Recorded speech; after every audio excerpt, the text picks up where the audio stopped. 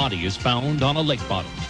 The Queen visits, and 3 federal agents die in a car crash. Fingers point to the ex-sheriff. He makes people tremble. He told Tom Jarrell, "I can't believe that you would bring up such stupid accusations. Absolutely a lie. Hocus pocus. Locus pocus. No such thing ever happened." Something bizarre. The Law of Sheriff Paige. Those stories tonight, November 15th, 1991. Tonight, a twisted version of Law and Order in the Old West, where law-abiding citizens live in fear and sleep with guns near their pillows. What are they afraid of? An ex-lawman who casts a giant shadow over Mariposa County, California. One always assumes that the people in the sheriff's office are the good guys, but in Mariposa they have their doubts. And when efforts were made to blow the whistle, they fell on deaf ears. Tom Jarrell reports that it's in this lovely setting that some people feel threatened by the law of Sheriff Paige.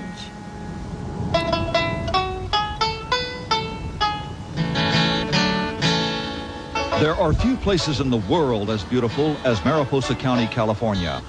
The melting snow from the mountains and glaciers of Yosemite National Park creates spectacular waterfalls that tumble thousands of feet to join the Merced River. Downstream, about 40 miles, is the town of Mariposa.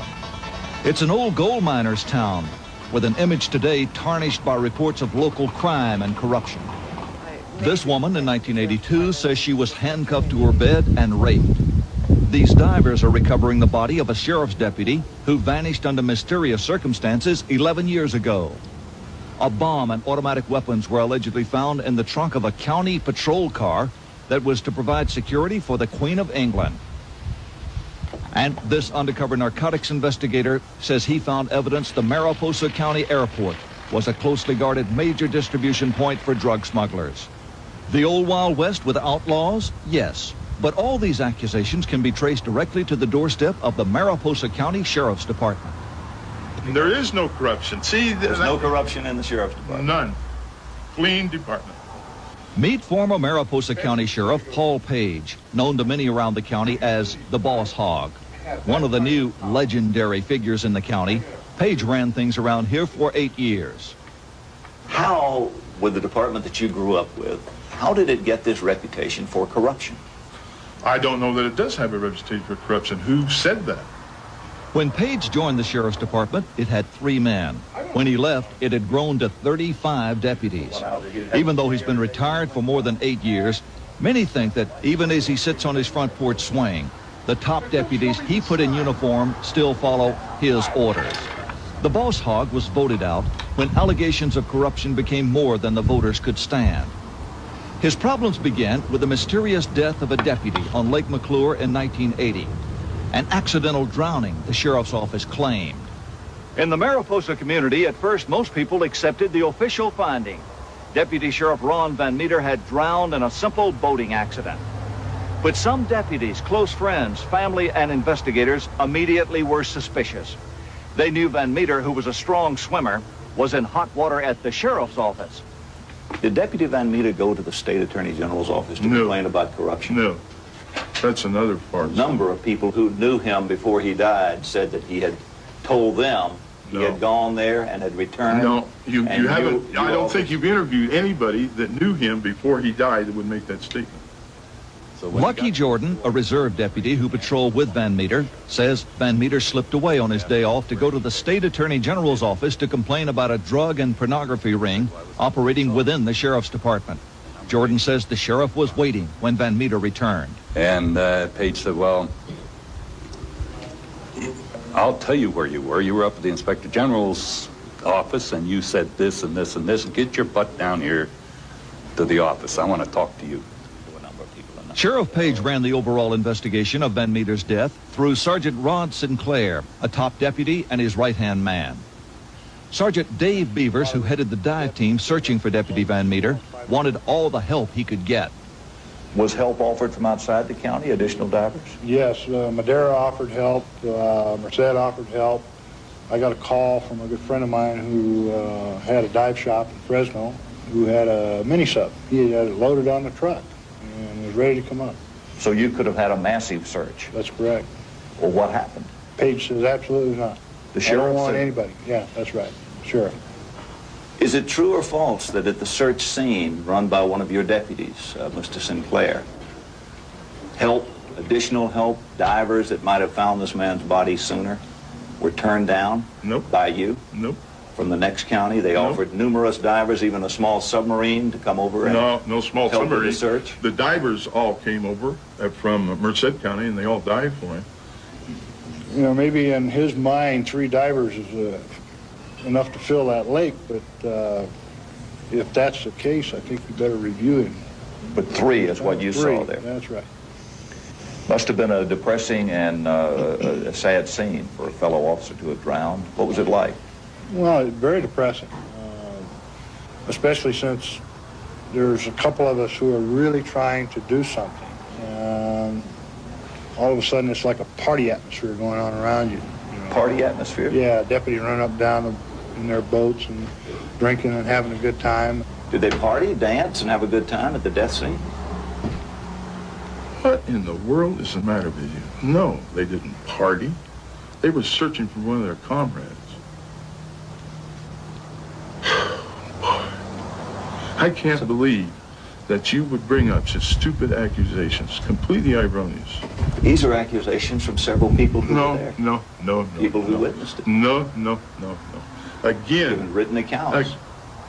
Produce the account or produce the witness.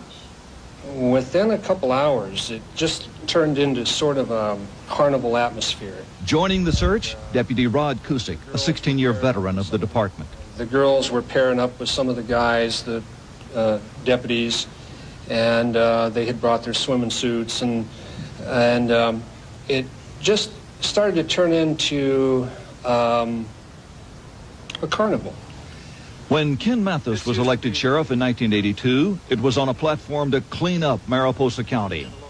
One of the cases at the top of his list, to re-examine the disappearance of Deputy Sheriff Ron Van Meter. 2 special investigators were brought in, and the case was reopened. Ray Jenkins, former police chief of nearby Merced College, was one. His report on Van Meter's death differed sharply with the original sheriff's version. The boating accident did not take place as described on their report. There were so many inaccurate statements. The witnesses were later contacted and denied making the statements the sheriff's office had on record. Ray Jenkins is a complete liar if you talk to him, but I don't believe you talked to him. I talked to him at length. No, I don't think so. Ray Jenkins also says he thinks this was a homicide. Well, he doesn't think it was an think accident. whatever he wants. It wasn't. After more than 10 years underwater, when a drought dropped the level of the lake, Van Meter's body was recovered from Lake McClure late last year. It was weighted down with a fire extinguisher tangled in his clothing. 2020 has obtained this amateur home video shot of the recovery as divers throw the skeletal remains to shore. Based on the evidence, that here was a case where people had walked away from evidence, walked away from statements, walked away from witnesses, it was not a professional investigation. It looked like a cover-up. The complaints of crime also include an allegation of rape by one of the sheriff's top deputies. They basically said it was up to me. I could file a complaint, and then they would have to investigate and arrest him, but he would be out of jail on bail, and it would just probably wouldn't do any good. She came to your office. That's correct. She said she had been handcuffed, she had been beaten, and she had been raped. No. And according to this woman, she said that Why you don't you told her. interview her? We will and have. No, you haven't. We have, and she says that she was told he'll be out on bail before you can get home. Absolutely a lie. You didn't interview her and you didn't talk to her because she would not complain. The woman says she didn't sign a formal complaint because she received a visit from Sergeant Rod Sinclair. She also says she got in a car with one of your top people, Deputy Sinclair, and he said if you don't get out of the county, we're going to lock you up as a mental case. Absolutely a lie. You go interview him, he still works for the department. We tried to discuss the case with Sinclair, but he declined.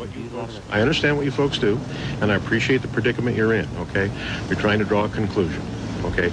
I've been advised by counsel not to speak other than what I've told you. In the court of Mariposa justice, the deputy was eventually fired for the rape complaint, but never charged or prosecuted. The victim, who passed 2 lie detector tests, fled town and would agree to be interviewed for this broadcast only in silhouette because she still fears the sheriff's department. Even after the boss hog was voted out, his legacy of law and order continued through his hand-picked deputies, including Sergeant Rod Sinclair. He was involved in a fatal traffic accident which infuriated federal lawmen who believed he should have been arrested for negligent homicide. It happened while the Queen of England was visiting Yosemite Park on a holiday. As the Queen's motorcade was making its way toward Mariposa, Deputy Sinclair was racing in from the opposite direction at a high rate of speed. Advance cars from the Secret Service were several miles ahead of the Queen's limousine. As he rounded a curve, Sinclair's car swerved across the center line and slammed head-on into the agent's car. 3 Secret Service agents were killed. Sinclair was only slightly injured. He was still pinned in the car when I got there. In fact, I was the first full-time officer on the scene. What kind of shape was he in? Was he conscious? He was conscious and talking, when I walked up, he asked about his partner, but the first thing he says, "Well, buddy, I screwed up this time." State and federal investigations took months. The accident was blamed primarily on Sinclair, and lawsuits later revealed that Sinclair at the time was taking hundreds of heavy prescription narcotics monthly, including Percodan, a sleep inducer. Queen's accident was an international tragedy, okay? It took a toll on a lot of people, including myself. Sinclair refused to comment further on the accident, so we couldn't ask him about a bomb and automatic weapons found in the trunk of his car, or if he was driving under the influence of prescription drugs when 3 federal agents were killed. He was neither charged, fired, or suspended, but was later promoted to commander. For reform-minded Sheriff Ken Mathis, the Queen's accident, as it became known, was just one in a series of nightmares. After Mathis defeated Paige, he set about battling a county system which he saw as corrupt. For nearly 3 years, Mathis fought that system. Every move I made, doors were shut in my face. And I was beginning to have very serious physical problems. I went to my doctor, and he told me that I wasn't going to be long for this world. So I was forced to resign. But before he gave up his badge and gun, Mathis hired outside lawmen to help him clean up Mariposa. One was Orb Hatton, a 16-year veteran of the Modesto Police Department Narcotics Squad. He now owns a real estate company in Mariposa and raises horses. But he remembers a discovery he made just a few years ago when Mathis hired him to run an undercover drug investigation. I was told by informants that Mariposa County Sheriff's Office cars would sit at each end of the airstrip. The load would land, would be offloaded into other vehicles, and those patrol cars would escort those drugs into Yosemite Park. He made several buys from me in the bar downtown. And purchases he made there were so open that he said one time he went in for a purchase and they walked right to the common refrigerator and got the dope out of the refrigerator, sold it to him. Right in the restaurant? Right in the restaurant. It's claimed that at one time there was so much cocaine done in that bar you could take a sniff or a line right off the bar, and they were taking the drugs out of the refrigerators within that building. Complete lie. I assume that you're a well-informed individual. I'm trying to become informed. What does a good coke habit cost?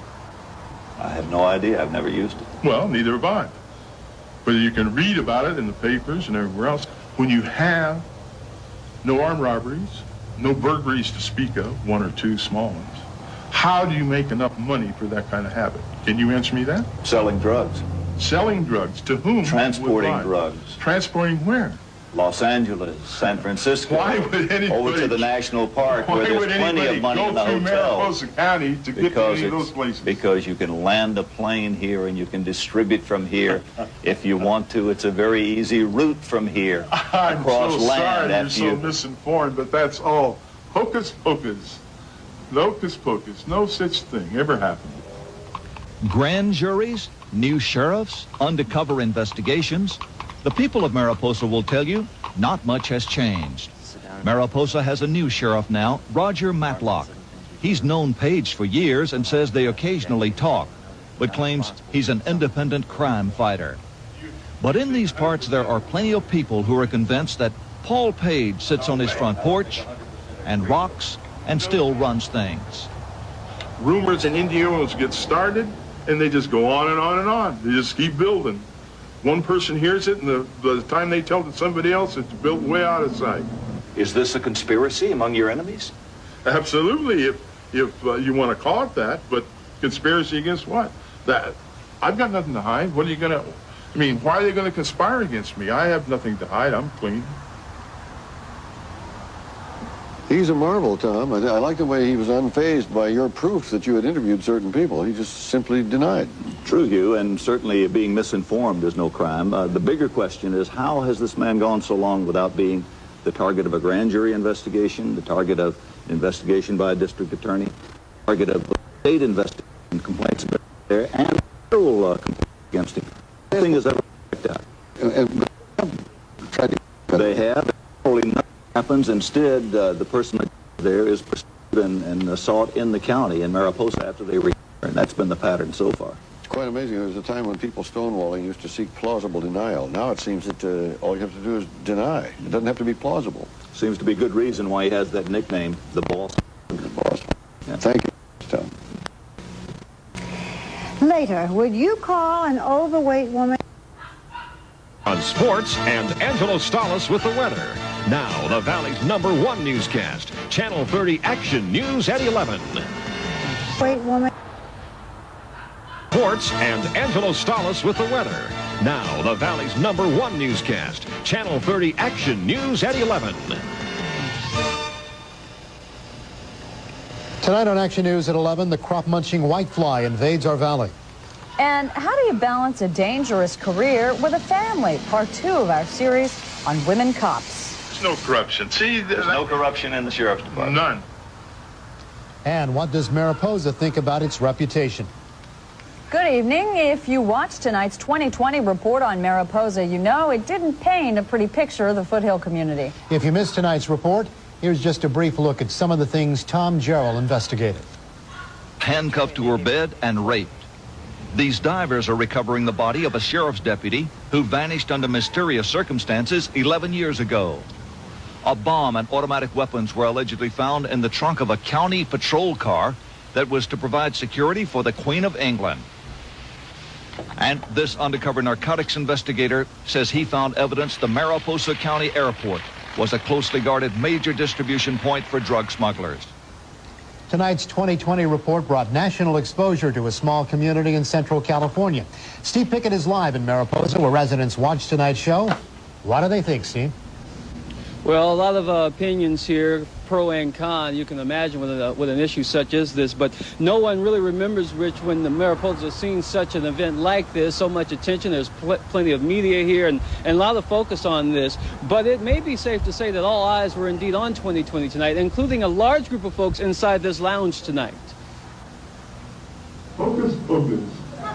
Fact or fiction? This group of Mariposa residents watched tonight's report closely, watched the allegations and charges of corruption they've heard before aired in front of a nation tonight. Many had opinions, starting with the wife of the drowned Deputy Sheriff Robert Van Meter. I think it was presented pretty well, considering there's a lot to be put into it that is not able to be put on in one segment. Well, you hear a lot of this stuff, but you don't really know what's true and what isn't anymore, Steve. It's hard to tell. I think they did a very good job of covering it, and I think we hope it'll bring somebody in. We've been hoping that for 8-10 years. This town is not any different than any other town in the state of California. We have crime and we have good people. As you hear, plenty of opinions here, several opinions on both sides of this issue. Again, the sheriff, the former sheriff, being the main focus of that report tonight. Plenty of folks here that we talked with say something is wrong in this town, but proving it is the hard part. And they hope, some of those folks we talked with tonight, hopefully that this report tonight may head in that direction. Back to you, Rich. Steve, are they anticipating a thorough investigation? There was no indication of that. That's one of the big question marks with all of this, that one of the things, more than anything, will something concrete come from this? That's yet to be seen so far. All right. Thank you, Steve Pickett. In other news, a 4-year-old Dinuba girl is fighting for her life tonight after a fire raced through her home this afternoon.